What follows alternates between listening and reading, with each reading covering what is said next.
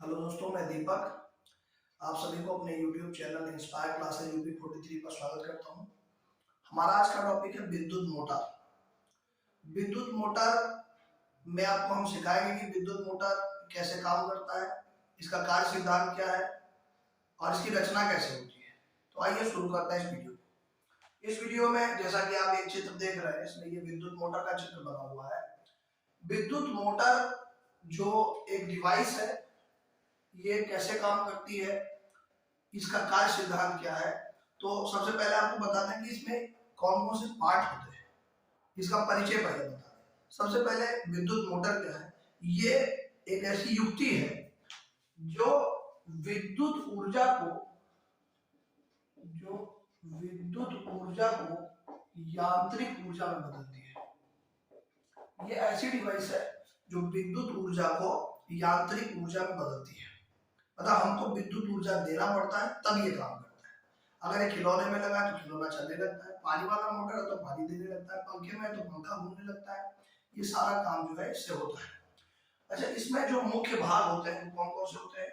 एक ये चुंबक लगा हुआ, ये घोड़े नाल का चुंबक होता है, घोड़े नाल आकार का होता है, कृत्रिम चुंबक होता है, बहुत प्रबल होता है, अस्थायी होता है, ये घूमता नहीं है। प्रबल चुंबक है। प्रबल चुंबक होने की वजह से क्या होता है, इससे प्रबल चुंबकीय क्षेत्र उत्पन्न होता है।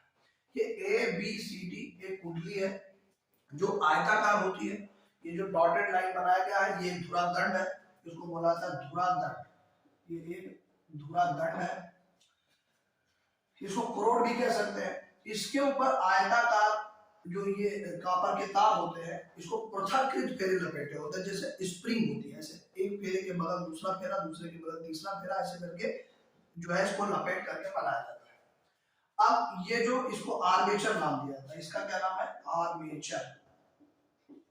इसका नाम क्या है, ABCD। ये एक आयताकार कुंडली होती है।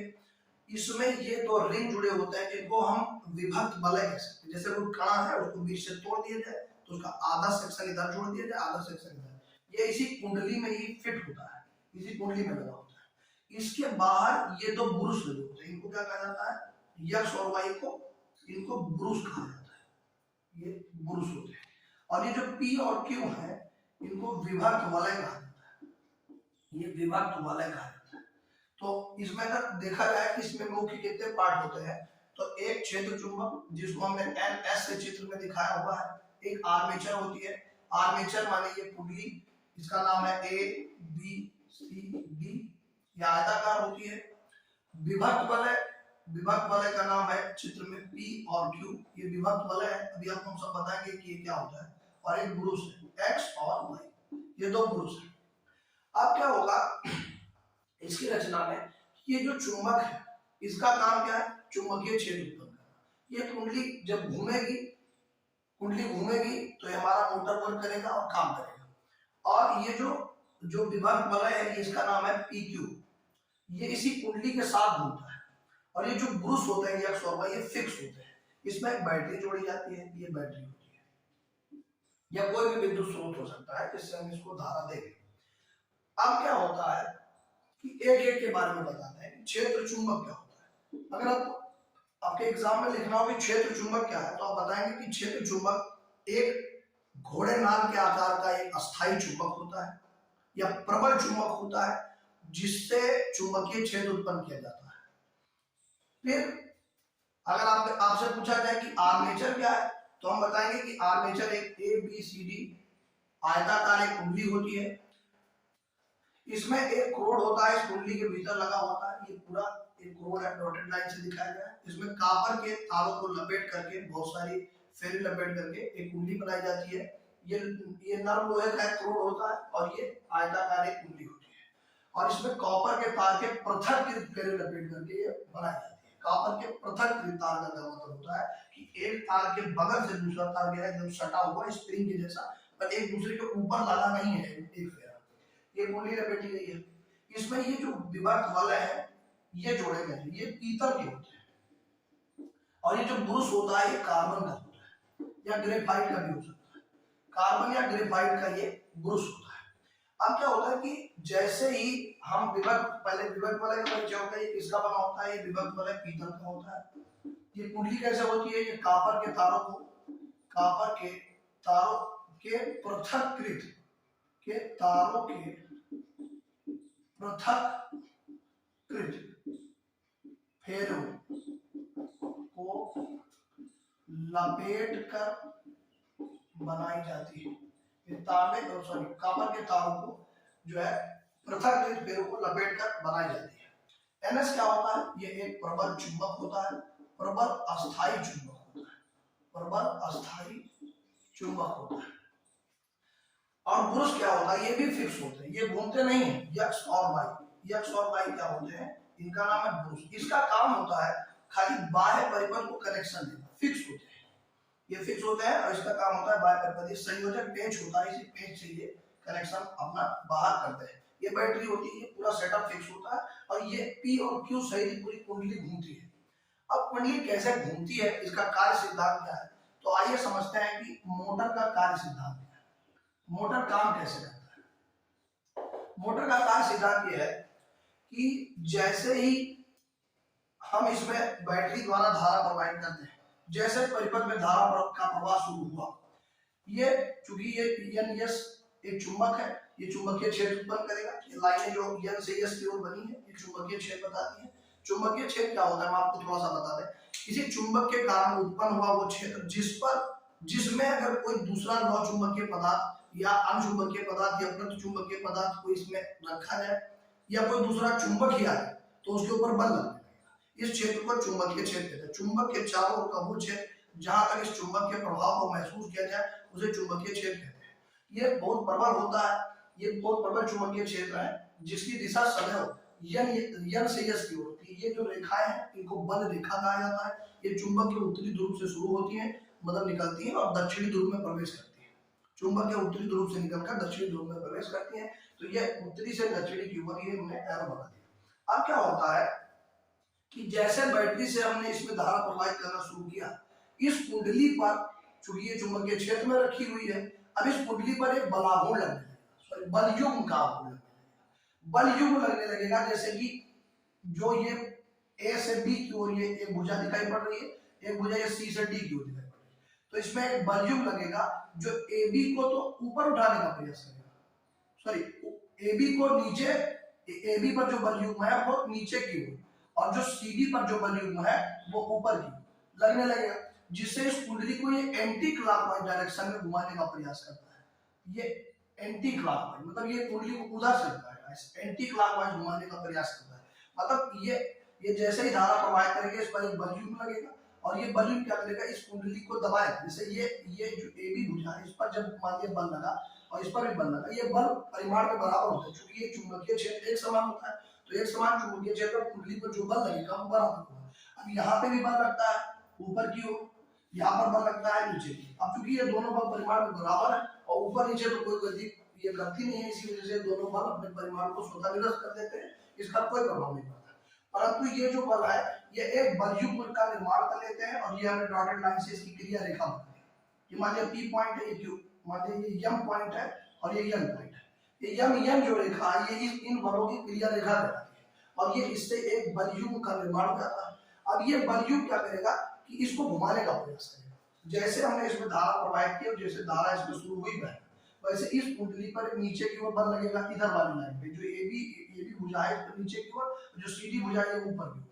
तो जैसे इस पर बल लगेगा वैसे कुंडली एंटी क्लॉकवाइज ऐसे घूमना शुरू कर देती है।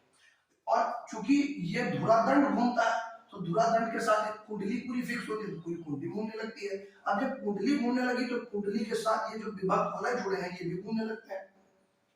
तो जैसे धारा प्रवाहित हुई तो धारा के आधे चक्कर में जैसे धारा गई तो अपनी कुंडली आधे चक्कर में क्या होती है कि इसका Q पॉइंट यहाँ पे आ जाता है और इसका P पॉइंट यहाँ आ जाता है, तो धारा एक दिशा में प्रवाहित होती है ऐसे। फिर क्या होगा, जैसे फिर आधा चक्कर हुआ, जैसे पहले P यहाँ था, Q यहाँ था, तो धारा इधर से इधर प्रवाहित हो रही थी।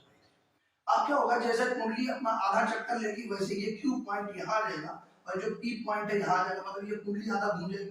अब जैसे ही घूम करके इधर आएगी ये धारा की जो दिशा है ये उत्क्रमित हो जाएगी, उल्टी हो जाएगी, धारा इधर से बहने लगेगी। बार बार यही घटना होगी। मोटर जितनी बार ये कुंडली घूमेगी उतनी बार धारा एक बार इधर से एक बार उधर से एक बार इधर से एक बार उधर से प्रवाहित होने लगेगी, उत्क्रमित होगी। तो ये जो उत्क्रमण की घटना ये कौन कर रहा है? ये विभव वलय कर रहा है। इसको उत्परिवर्तक कहते हैं, क्यूमुटेटर बोलते हैं अंग्रेजी में। उत्परिवर्तक या दिक् परिवर्तक, उत्परिवर्तन नहीं, सॉरी, दिक् परिवर्तक को बोलते हैं क्यूमुटेटर का मतलब होता है दिक् परिवर्तक। दिक् परिवर्तक क्या होता है? जो धारा की दिशा को बार बार उत्क्रमित करता है, और हम इसमें धारा इस दिशा में प्रवाहित करते हैं कि कुंडली सदैव एक ही दिशा में घूमे। नहीं तो बार बार आधे चक्कर में इधर घूमेगी, आधे चक्कर में इधर घूमेगी, तो दिक्कत होगी। इसी वजह से कुंडली इस तरीके से धारा इसमें प्रवाहित करेंगे, कुंडली एक ही दिशा में घूमे, तो कंटिन्यूअस उसी दिशा में घूमे और लगातार हमारा काम होता है। अगर पंखा चल रहा है तो, नहीं तो अगर ऐसा होता कि एक बार इधर घूमती एक बार उधर घूमती, तो पंखा एक बार थोड़ी देर इधर चलता, थोड़ी देर इधर चलता, थोड़ी देर मोटा इधर चलता, थोड़ी देर उधर, तो दिक्कत होती। इसीलिए क्या होगा कि चूंकि हमको चाहिए कि हमारा काम कंटिन्यूअस एक ही जैसा हो, यानी पंखा जब चल रहा है अगर एंटी क्लॉकवाइज घूम रहा है तो एंटी क्लॉकवाइज ही घूमे। तो ऐसा तभी होगा जब इसमें जो धारा प्रवाहित होगी और जो ये उत्परिवर्तक होगा ये सही से काम करेगा।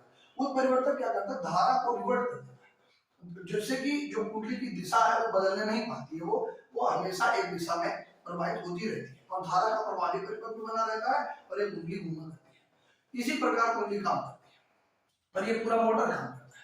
तो मोटर का जो कार्य सिद्धांत तो ये है कि मोटर में ये जो चारों मुख्य पार्ट होते हैं, मुख्य पार्ट कौन कौन से होते हैं? एक क्षेत्र चुंबक होता है, इसको क्या बोला जाता है? क्षेत्र चुंबक जिसको N और S से दिखाया गया। ये चुंबक का उत्तरी ध्रुव है और ये चुंबक का दक्षिणी ध्रुव है। ये दक्षिणी ध्रुव है। ये कुंडली इसमें लपेटी हुई है, पृथक्कृत तारों की बहुत सारी फेरे हैं इसमें लपेटी हुई है।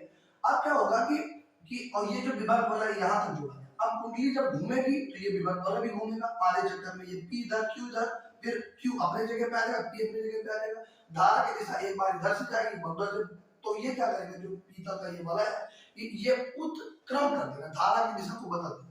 यानी ये जो धारा X से प्रवेश करेगी और सदैव इधर Y से निकलेगी और कुंडली हमें एक ही दिशा में घूमती हुई मिलेगी। ये काम इसका पीतल का होता है। और ये ब्रुश होता है। ब्रुश का काम होता है ये बाहरी परिपथ को कनेक्शन करना, धारा इधर से प्रवाहित होगी और इधर से बाहर निकलेगी। बैटरी क्या होती है? बैटरी का काम होता है इस परिपथ में धारा को प्रवाहित करना। ये जो मोटर होता है विद्युत चुंबकीय प्रेरण के सिद्धांत पर काम करता है। विद्युत चुंबकीय प्रेरण क्या है अगर पूछा जाए तो विद्युत चुंबकीय प्रेरण के बारे में अगर हम बताएं आपको, तो विद्युत चुंबकीय प्रेरण जो है इसको इंडक्शन बोलते हैं। इलेक्ट्रोमैग्नेटिक इंडक्शन ये क्या होता है? इलेक्ट्रोमैग्नेटिक इंडक्शन ये होता है कि अगर इलेक्ट्रोमैग्नेटिक इंडक्शन की बात करें तो इलेक्ट्रोमैग्नेटिक इंडक्शन ये होता है कि अगर मान लीजिए कि ये चुंबक है, इलेक्ट्रोमैग्नेटिक विद्युत चुंबकीय प्रेरण क्या है कि अगर कोई कुंडली है, मान लीजिए कुंडली है, इस कुंडली में और ये चुंबक के ये ध्रुवों के बीच में रखा हुआ NS के बीच में, तो हम जानते हैं कि जो बल रेखा है उनको N से S की ऊर्जा है। अब क्या होगा कि अगर हम इसमें किसी प्रकार से इस कुंडली में ये जो रेखाएं हैं इनको फ्लक्स बोला जाता है। फ्लक्स क्या होता है? जो फ्लक्स क्या होता है? फ्लक्स है कि कुंडली में से होकर कितनी रेखाएं गुजर रही है, चुंबकीय बल रेखाएं कितनी गुजर रही है, उन बल रेखाओं की जो संख्या है उसको उस कुंडली का फ्लक्स कहते हैं। यानी अगर इसकी परिभाषा की बात करें तो कुंडली के एकांत क्षेत्रफल से या किसी पृष्ठ के एकांत क्षेत्रफल से गुजरने वाली चुंबकीय बल रेखाओं की जो संख्या होगी, मतलब किसी पृष्ठ के एकांत क्षेत्रफल से होकर गुजरने वाले चुंबकीय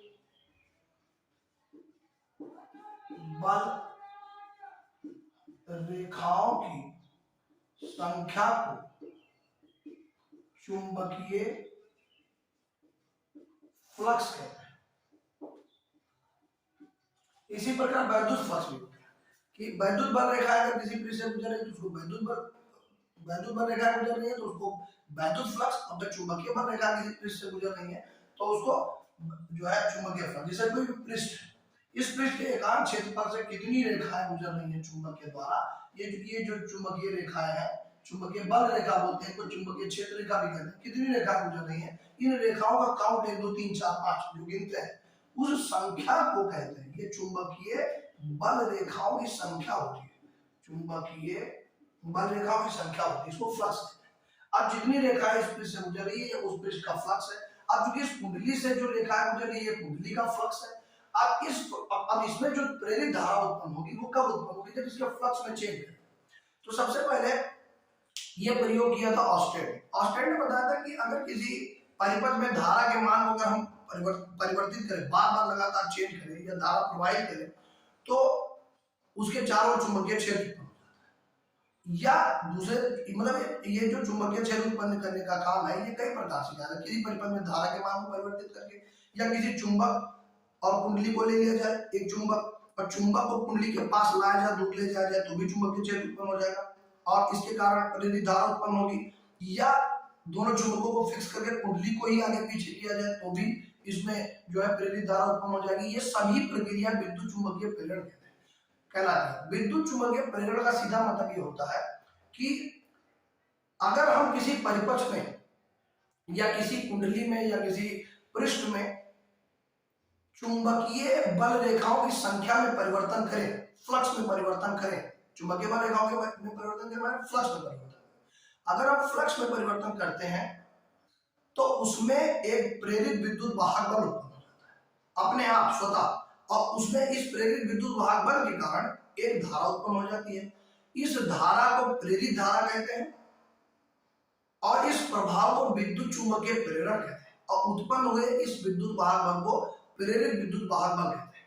तो अगर कोई पूछे कि विद्युत चुंबकीय प्रेरण क्या है, तो विद्युत चुंबकीय प्रेरण एक ऐसी घटना है जिसमें यदि किसी कुंडली में या किसी परिपथ में हम विद्युत चुंबकीय फ्लक्स में परिवर्तन करें तो उसमें एक विद्युत वाहक बल उत्पन्न हो जाता है जिसे प्रेरित विद्युत वाहक बल कहते हैं, और इसके कारण एक प्रेरित धारा उत्पन्न हो जाती है, और इस पूरे प्रभाव को क्या कहते हैं, विद्युत चुंबकीय प्रेरण। ये प्रेरित धारा तब तक उत्पन्न होती है जब तक उस कुंडली में या उस परिपथ में फ्लक्स में परिवर्तन होता है। फ्लक्स में परिवर्तन होना बंद हो जाएगा तो ये प्रेरित धारा भी खत्म हो जाएगी। इसी को फैराडे का नियम भी कहते हैं और इसी को लेंज का नियम भी कहते हैं। लेंज ने भी बताया था ये चीज, तो ये लेंज का नियम भी कहलाता है, फैराडे के विद्युत चुंबकीय प्रेरण का भी नियम कहलाता है, जो आगे की क्लास में हम आपसे डिस्कस करेंगे।